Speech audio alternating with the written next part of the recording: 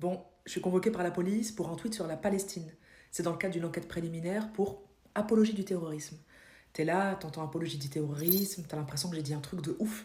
Mais en fait, voici ce qu'on me reproche. C'est une publication qui date du 7 octobre dernier et dans laquelle j'ai écrit un responsable, l'État colonial israélien, une solution, la fin de la colonisation et la libération de la Palestine, une ligne politique, sans cesse rappeler les causes, à savoir l'occupation et ses violences, dénoncer les États complices et soutenir la résistance palestinienne.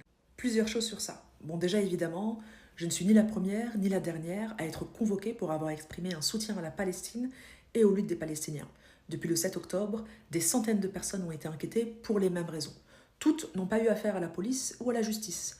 On le sait, la répression prend plusieurs formes.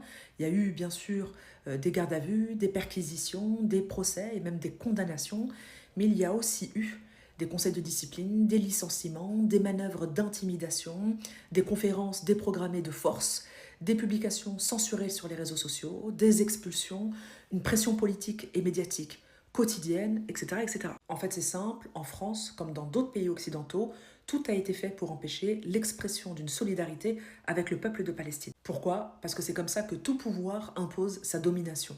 Et en l'occurrence, là, le récit colonial.